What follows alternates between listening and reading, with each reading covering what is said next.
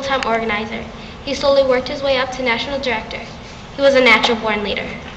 Although he had wonderful jobs, his dreams were bigger. He wanted to create an organization to protect farm workers' rights. In 1962, after failing to convince the CSO to work on farm workers' rights, he stepped down, left his first full-paying job, so he could pursue something that he believed in. He moved his wife and 8 children back to California. That same year, he founded the NFWA, National Farm Workers Association. There he met his professional partner, Dolores Huerta, and the Farm Workers Union was born. The years that followed were difficult for the Chavezes. His wife worked in the fields during the week and on the weekends with her husband to support her family. In 1965, the American Federation of Labor and Congress of Industrial Organizations, AFL-CIO, joined with the NFWA, and in 1966, they merged and became the UFW, the United Farm Workers Union. The UFW was always all about nonviolent tactics, such boycotts, pickets, and strikes. Can you imagine how hard that was when people did so many things to degrade farm workers?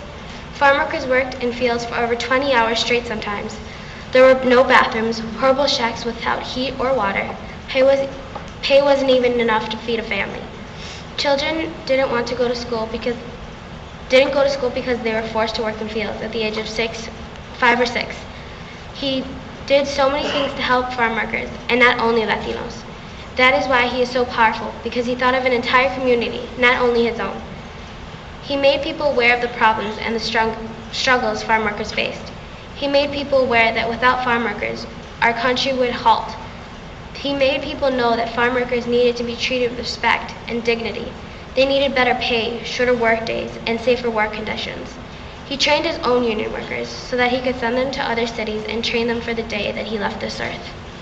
He was able to do so many things to help his union and the farm workers. In 1966, he conducted a 360-mile march from Delano, California to Sacramento, California. He also conducted many fasts. And was willing to sacrifice his own life to make sure his union was still alive.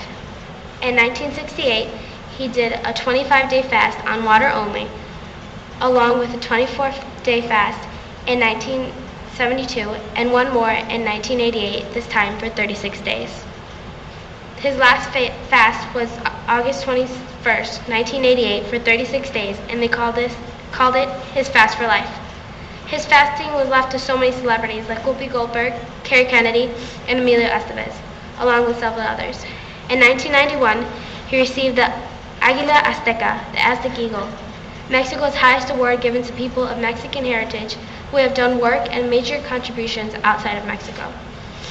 On April 23, 1993, he died in his sleep at the very young age of 66. He died fighting for the First Amendment right to speak out for what they believed in. Many thought that once he died, that his union would die with him, but they underestimated him and his union. The UFW was left to his son-in-law, Arturo S. Rodriguez. They continued his work, and the union that he formed 46 years ago is still around today, still fighting for the justice towards farm workers. And in 1994, he was presented with the Presidential Medal of Freedom, an award of the highest to be given to any civilian in the United States, which was given to him by Bill Clinton. He was the second Mexican American to receive it. He left this earth better than when he found it. Cesar Chavez was the first to ever organize and lead a farm workers union. He was the first to successfully organize workers and first to win farm union contracts, both done as a first in U.S. history. To think that this man has done to help our community, our lives, our families, just barely he made it into our history books. Where would we be if our families hadn't been saved from the difficulties that they were living? Senator Robert F. Kennedy, brother of John F. Kennedy, called him one of the most heroic figures of our time. Hopefully you know a little bit more about this Latino hero. And you understand how we must celebrate his life and his struggles. What are you going to do to continue his work? What will you do to change other injustice in this world? People think that young people have no power, but that is quite the contrary. We are very powerful, and we are more powerful when we work together. It is your choice. Will you sit around and watch history flash before your eyes? I took risks, and at the age of 14, I've decided have decided that I can do lots of things to bring equality to this earth. Whether it is to share stories with heroes like Cesar Chavez, or demand that my 14-year-old voice be part of efforts like today's event, or bravely speak up when people act with prejudice. I feel that there is so much to be done for our communities. Where will you be tomorrow? What will you do? What will you say?